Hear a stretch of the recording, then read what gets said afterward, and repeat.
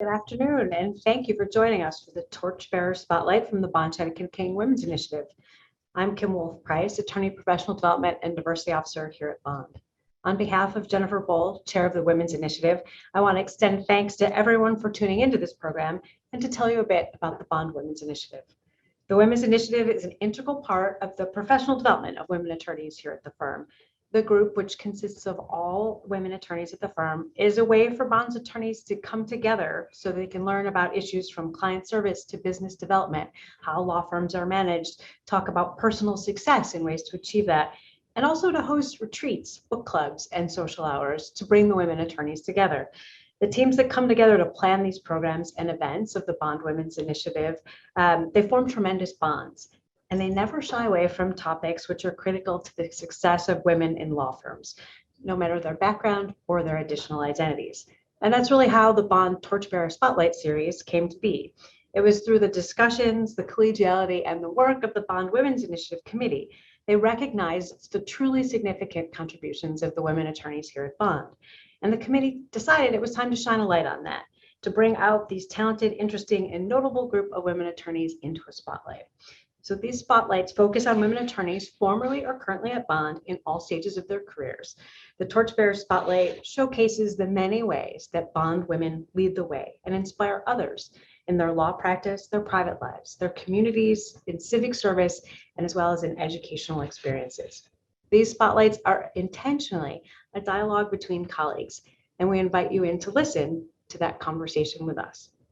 Bond women light the way, and we want to not only applaud and honor these efforts, but we also want to let you get to know them as well, so they can inspire you as they inspire us. Well, I'm truly excited that Candace Gomez Roberts is our Torchbearer Spotlight today. Candace is a member in our Garden City office and co-practice group leader for the School Law Practice Group. I had the privilege of meeting Candace when she was a brand new lawyer, working in Bond's Syracuse office while I was an assistant dean at Syracuse Law. And watching Candace's career success and resilience, it continues to be a joy. And I hope I've let her know that being able to call her a colleague and to get to work with her is a tremendous perk of being at Bond and something I'm very grateful for. Her interviewer today is Kristen Warner, an associate attorney at Bond in our Rochester office, also practicing school law. I'm doubly privileged today as I knew Kristen as a law student and worked with her when she was the pro bono fellow at Syracuse Law. Now we host the Bond Women's Initiative Book Club together. And once again, I'm pretty lucky to get to see her career develop too. So thank you for joining us today. And I will now turn today's Torchbearer Spotlight conversation over to Kristen. Thanks, Kim, and thanks to Jen and the Women's Initiative for having us have this discussion today. It's my esteemed privilege to interview Candace. I have the privilege of working with her almost on a daily basis, even though we're, across the state from each other. She's been a terrific mentor in the school law practice group, and I am very interested to learn a lot more about her. So we will get started.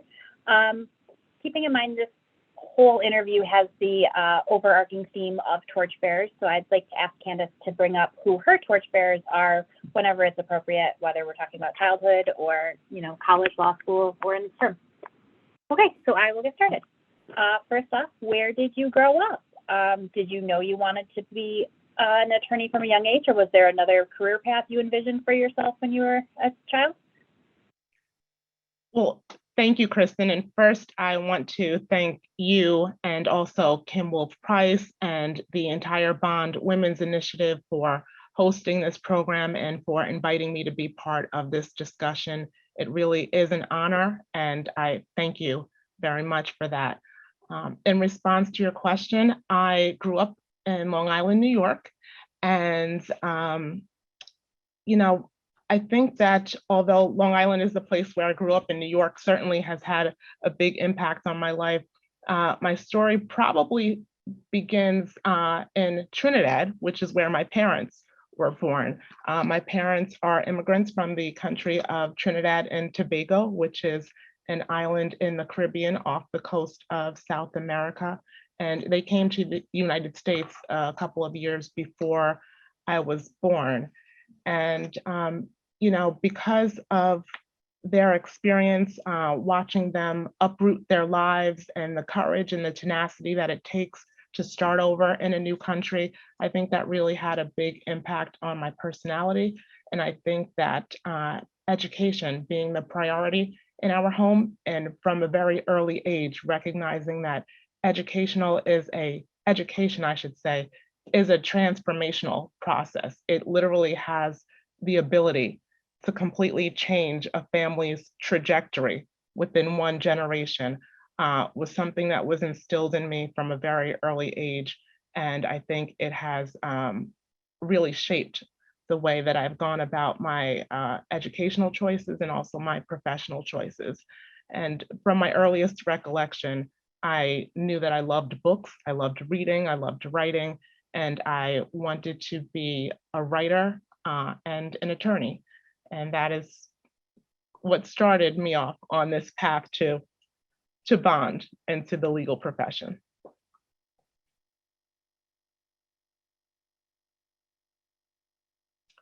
I'm sorry, Kristen, I can't quite hear you. Sorry. I know you went to Tufts for college, and you were actually your class's commencement speaker. What did you study? What was your major in college? Did you know then you were going to go to law school right after? Was that always the goal? Sure. So in college, I majored in English and political science. I majored in English, I always say, for my heart, because that's where my love and my passions really existed in terms of loving literature and reading and that whole genre. And that was my heart. But for my head, I studied political science, which I thought was good preparation probably for law school. Now, I didn't know much about the process for applying to law school and what exactly that meant, but I picked up along the way that poli-sci was a major that was pretty common for law school students. And I said, okay, well, if that is the path, then I'm happy to follow that. And I was able to double major in both of those areas, English and political science. I think another thing that helped me to choose the law as a profession is that while I was in high school, I had the opportunity to intern for a town supervisor. And in that process, I learned more about the role that the law can play in people's lives. As a high school student, there was a presentation by the town supervisor, Richard Schaefer. And I know you had mentioned to name some of the torchbearers during our discussion, so I want to be sure to name him. And he came to our school to talk to us about his career. And after the assembly, I went up to him as a 15 or 16-year-old student and said that I thought his career was really interesting and I wanted to know if I could work in his office. And I think he was a little bit surprised to get that question from a teenager, but to his credit, he was very generous and he gave me his business card and he said, why don't you give me a call tomorrow and we'll talk more about it. And a teacher approached me after that and said, what were you talking about with the town supervisor? And I explained it to her. And she was very gentle and kind, but explained to me that he was a pretty important person. And that wasn't generally the way that people asked to work in his office, that maybe calling his office and speaking to his secretary and seeing if I could get on someone's calendar, maybe that was the usual process. But it had never occurred to me not to ask for what I wanted. You know, as I mentioned, my parents had instilled in me that anything could be open and available to me if I had the courage and the tenacity to ask for it. So it never occurred to me to not initiate that conversation. And that ended up being my first internship. My supervisor there for the internship was Janice Tinsley Colbert. I want to mention her as well. And they gave me the skills and the confidence to really want to pursue college and wrote me letters of recommendation. And that ultimately got me on the path to law school. That's an amazing accomplishment as a 15 or 16-year-old to have the courage to go up there. But, you know, as they say, you miss all of the shots you don't take. So that's absolutely. You then, after college, went to Washington, D.C. to American University for law school. Did you like D.C.? Was that ever, did you ever think you might want to stay there, or were you always planning on coming back to Long Island? and what made you choose that school? Yeah, I guess those are the two we'll start with. Sure. So Washington, D.C. is one of my favorite cities. During college, I spent a semester interning on Capitol Hill for Congressman Jesse Jackson Jr., who was also turned out to be a torchbearer in my life. And while I was interning there, I really fell in love with the city. I was able to experience how policy development and politics as a field really impacts the lives of individuals. And I knew that when I graduated from college, I wanted to return to DC for law school. And of course, American University is located in DC, has a really good legal program, and I was happy to have the opportunity to return to DC to complete my law school studies.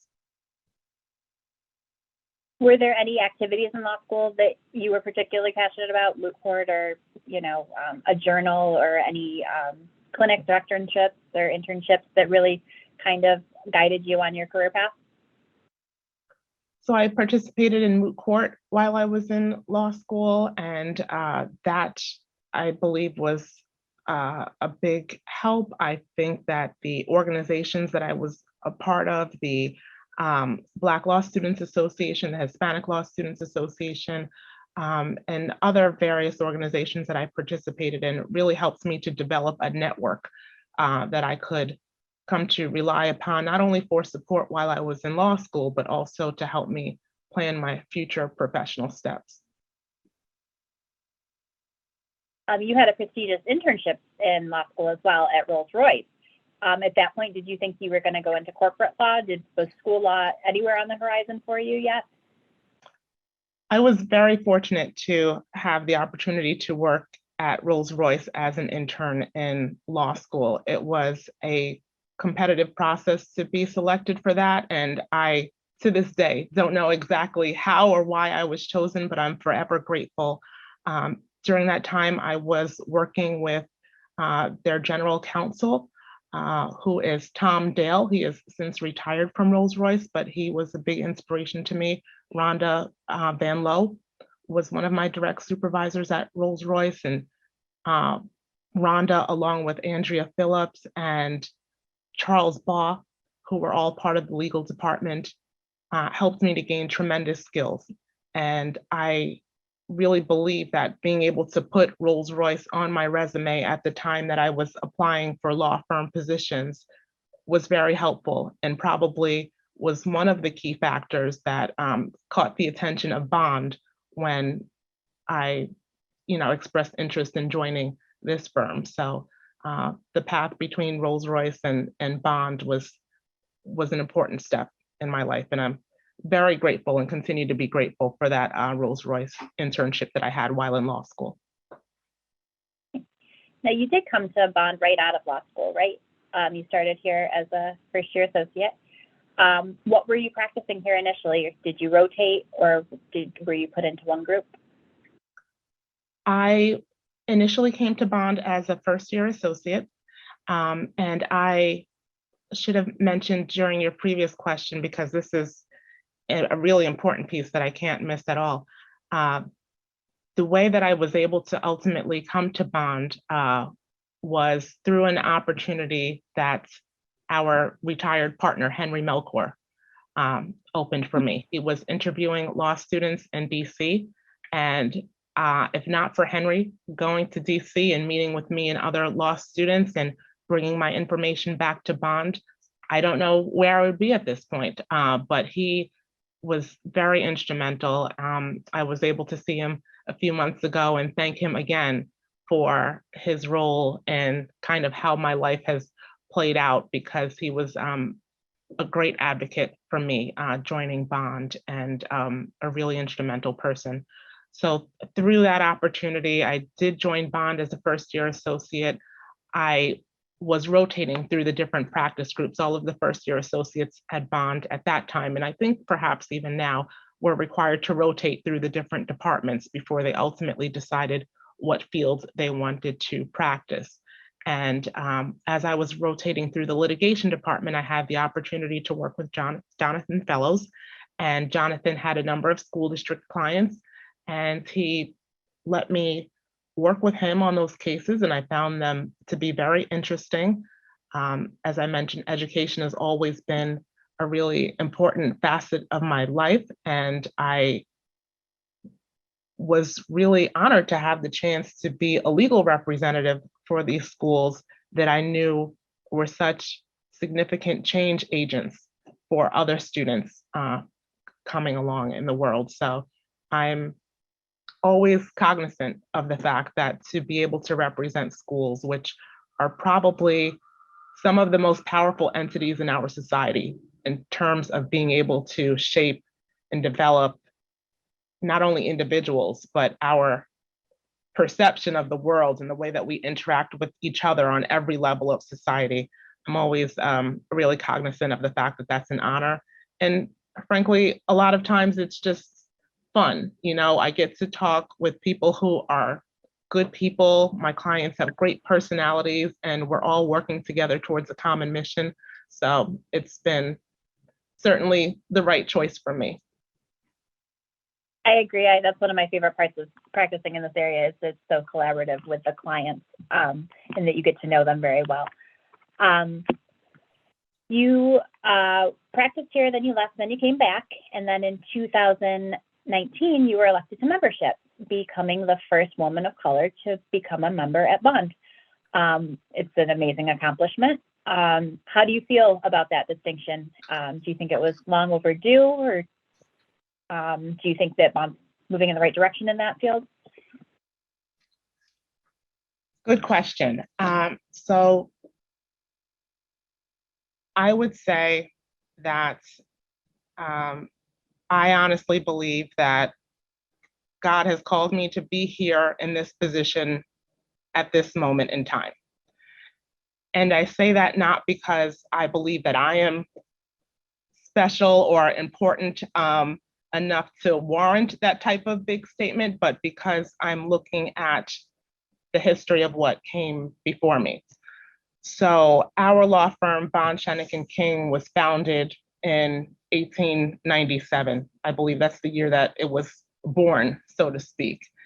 And when we look at 1897, we know that we were just roughly 30 years out of African Americans being freed from slavery. We know that women were not allowed to vote at that time, and that we were many years from the civil rights movement and Brown versus education and all of these other really seismic shifts that we've had in our society. So at almost any other point in time, I wouldn't have been in a position to have this opportunity. And there's been so much that has occurred in that 122 years between when this firm was founded and when I became a partner that I really look at that timeline with a lot of reverence in a certain way, because I recognize that I can play a role in shaping the next 122 years of Bond's legacy. And each day, I do wake up thinking about how I'm going to shape that. What role can I play? What role should I be playing so that we are continuing to move forward in the right direction? And I'm honored to work with partners who share that vision and who want to join me in that vision. So I feel really encouraged and supported by that each day. And in terms of diversity and me being the first woman of color to be a partner at this firm, one of the things that I want to make really clear is that I am certainly not the first woman of color who was capable of having this position. There is absolutely no shortage of qualified and capable women of color in the legal profession, and even I would say in society. But the opportunities need to be made more open, more transparent. And I see that our firm is every day moving more and more towards that in the right direction. And I'm really glad to be a part of that movement. It's a very important point. Do you feel that there's a level of added pressure being a woman of color in a position of power in corporate America, with, how important representation is and representation matters? Do you think that there's additional pressure on you to be a role model or torchbearer for younger folks? The short answer is yes. I do believe, without sugarcoating anything, that yes, there is an added level of pressure. But beyond that level of pressure, or more important than that pressure, I would say, is the privilege that comes with that.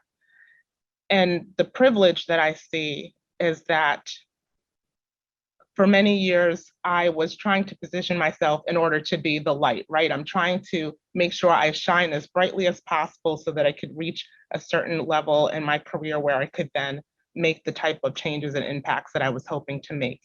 And now that, fortunately, I've been able to achieve that, I'm now able to say, I don't need to be the light in this moment. I need to be a torchbearer in this moment. And when we think literally about what a torchbearer is, the torchbearer is not the light. People are not following the torchbearer. They're following the light that the torchbearer is holding up. So at this point in my life, in my career, I need to be the one holding up someone else as the light.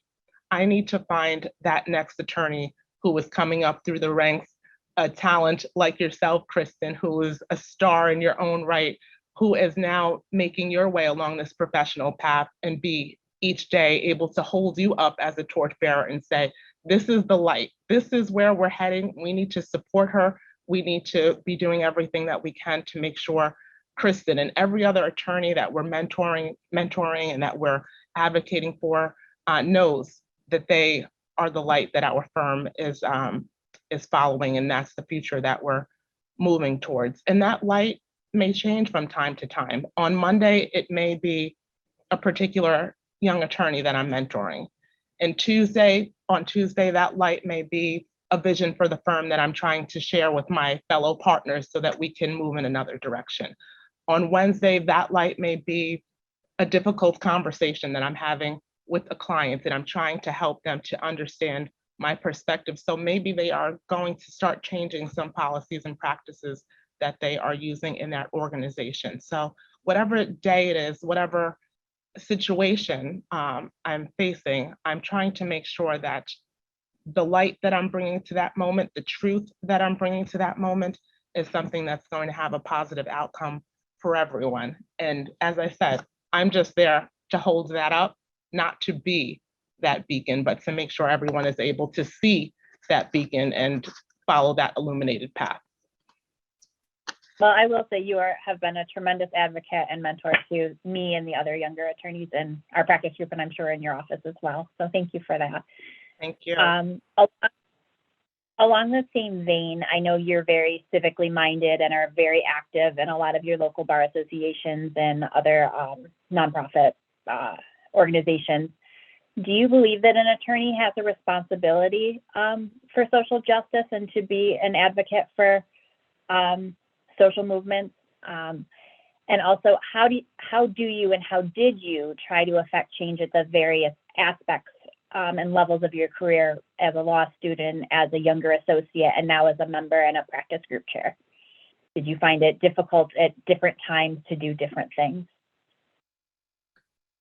Yeah, so that is a multifaceted question.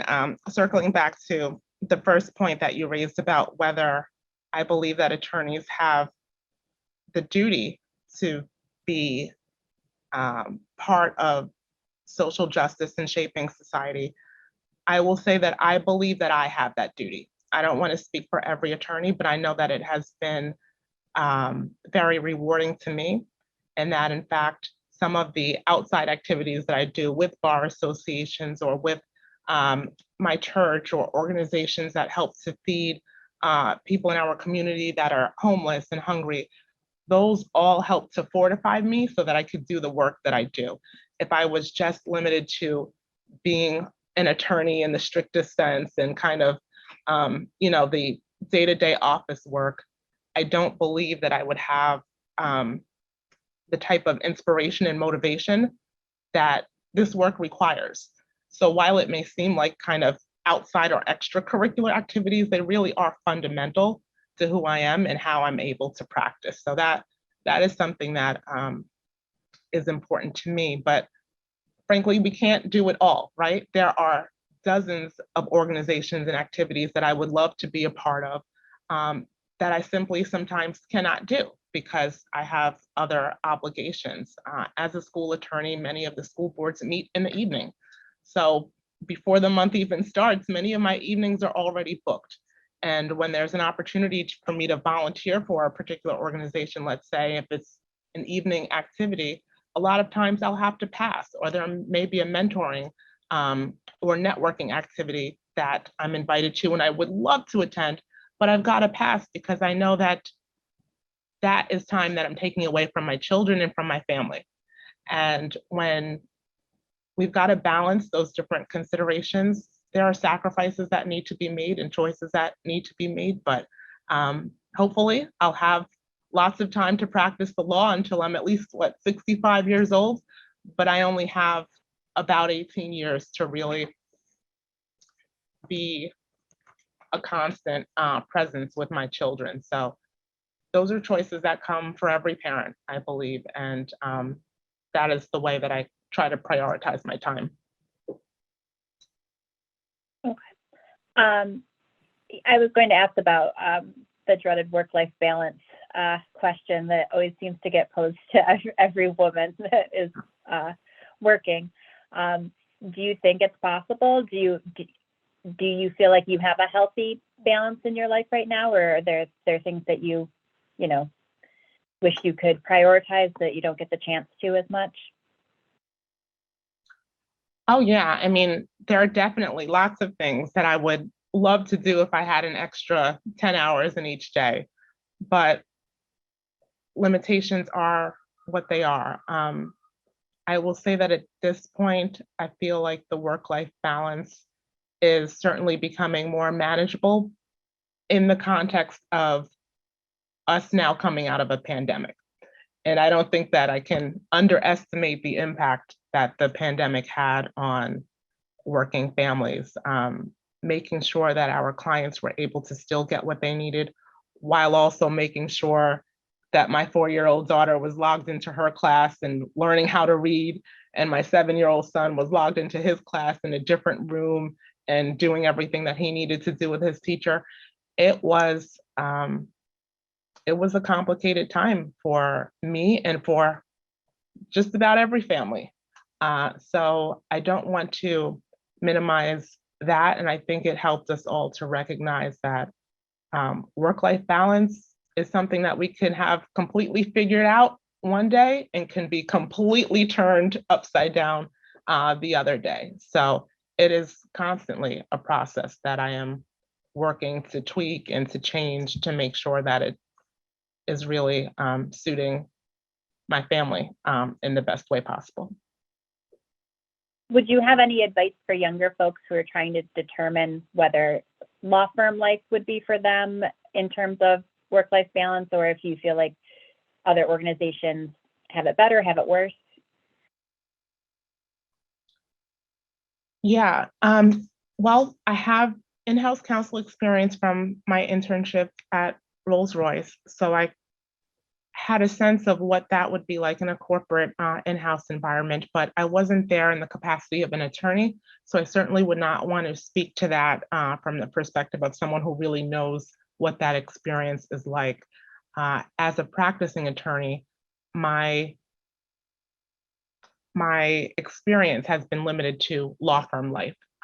This law firm and another law firm that I previously worked at. So I can really only speak to that experience. And I would encourage anyone who is in law school or about to graduate from law school to talk to people from different areas of the law. Talk to someone who is in-house counsel somewhere. Talk to someone who is an attorney at a law firm. Speak to someone else who works for the government. Try to speak to as many people as possible so that you can really get a well-rounded idea of what your work life may be like when you actually join the profession. People are always willing to share their experiences and their thoughts. And, just to circle back to what I said earlier. I think we would all be surprised how many doors are open for us if we would only have the audacity to ask, right? And that's what it comes down to. The worst that a person can tell us is no, but the advantage of what may come from them possibly saying yes can be life-changing. I agree. I think the only other question that we kind of touched upon was how at different areas, different levels of your career, did you try to change the culture around you in law school or as an associate now as a member to move the organizations you're in towards the future and towards, like you said, opening doors for other people? What kind of advice would you give to somebody at those various levels in how to be successful at that when you might not have all of the power you do now, if that makes sense?